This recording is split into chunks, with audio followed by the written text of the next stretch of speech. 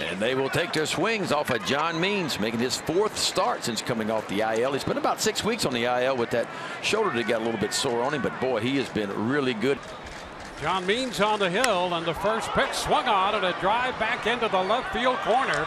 That will one-hop the wall, and Luplow is on his way to second base. So welcome to the Rays lineup on the very first pitch of his very first game in a Rays uniform. He rips a double into the left field corner. Yandy Diaz to bat. And Yandy Diaz another first pitch swing. This one softly into left center. Mullins charging. Hayes charging. And Austin made the catch. And there is no advancement from Luplow from third. A phenomenal play by Austin Hayes. When you get Cedric Mullins and you get Austin Hayes in the same outfield together, there's not many balls that's going to drop in. For the Tampa Bay Rays, taking the mound tonight will be left-hander Ryan Yarbrough, making his 17th start of the season, looking for win number 7. Getting that starting nod for the Rays because of so many injuries to that pitching staff. And Cedric Mullins greets him with a first inning blister to left field. A hit for Mullins, who came into today tied for the major league lead and has just taken it over with number 131. Mullins a major base stealing threat at first. There he goes. And there he is. Another steal for Ced. That's number 21. Right now Yarbrough just worrying about Ryan Mountcastle, who's been red hot. That ball into left field, well struck. Luplow will have to play it on a hop. And the RBI streak is alive in the first inning. It took him a grand total of 1 swing to keep that up. The hit streak at 8, the RBI streak at 7. And the Orioles lead at 1-0. And enough length on his bat to drive it out in front of the left fielder, Luplow. Cedric Mullins with 2 out. No doubt he was going to score. And Ryan Mountcastle continues to swing the bat well. Manuel Margot set to lead off the second here. And he's going to bunt that ball. Barehanded pickup attempt by Franco, and he cannot make the connection. Faces Mike Zunino, right-handed batter. Zunino shoots it into left. That ball will hop to the wall. Zunino moves into second, and Margot, as he went to third and rounded the bag, lost his footing, but manages to get back just in time.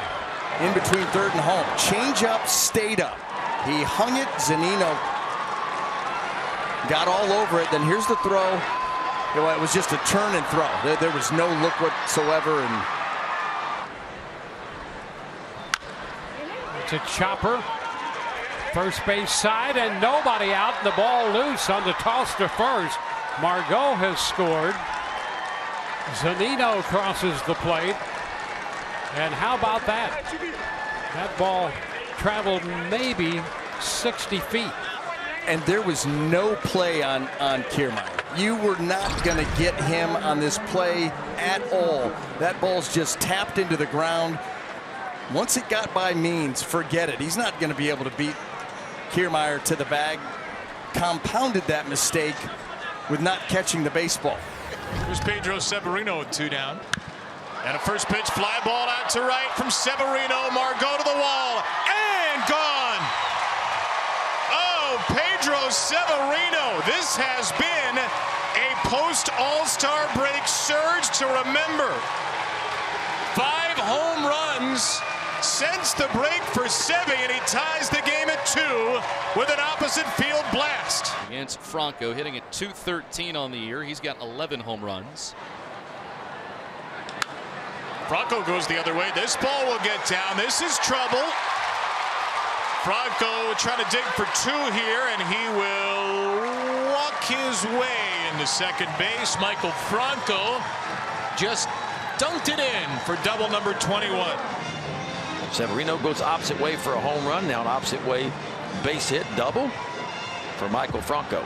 And all this with 2 out, because Yarbrough got the first 2 outs very quickly. Richie Martin's first home at bat. This ball pulled fair inside the bag, and Richie Martin has his first hit in 2 years. It is a run-scoring double, and the Orioles' 2-out assault of Yarbrough continues. 3-2 Baltimore as the Birds take the lead back. Well, good for Richie Martin. Didn't hit it very hard, but you know what? He hit it in the right place. over the plate, hooks this ball right down the line. This is where the struggles were for the Orioles in the last 2 series. Against the Tigers, the Orioles only hit 185 with runners in scoring position as Michael Franco lumbers around third base and scores. Here's Austin Hayes. And this ball is slugged by Austin Hayes deep to left field. Luplow to the wall, and it's gone. Austin Hayes, certified southpaw masher. Another long ball against a lefty. Austin's 12th in total of the season, and the Orioles are teeing off against Yarbrough. And now Jorge Mateo up looking for his first hit as a member of the O's. And Mateo jacks one to center field. Kiermaier aways back, and it's over his glove. Jorge Mateo's flying for 3, and he is in there. His first Oriole hit is a dead center field RBI triple. Little breaking ball that he struck out on his last time, and you could tell he gets all of this from straightaway center field. Kiermaier has a shot at it. He goes back and leaps up, and the ball just over his glove. I mean, just by inches. 2 men on, 1 out, and the potential tying run at the plate in Nelson Cruz. There's a long one, deep into left center. That baby is gone. Home run off the bat of Nelson Cruz. Cruz connects a 3-run shot. And just like that, this game is tied at 5. Well, that didn't take long. That fastball middle in, and look at Nelson Cruz. He is all over this pitch. Very little movement at the plate. He stays so quiet and calm and then explodes all over that baseball. And just like that, you get into the Baltimore bullpen, good things happen. Bases loaded, nobody out, tie game, top of the 8th inning. Liner, that's going to be a fair ball up the left field line. Phillips scores. Kiermaier will cross the plate. Oh, here it is. That ball ripped. And how about that? That's a play that could have been made.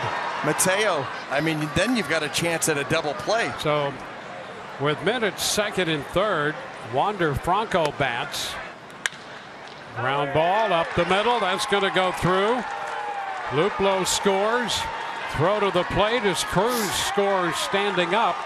The Rays tack on 2 more. Now it's 9-5 as Franco comes through to drive in a couple.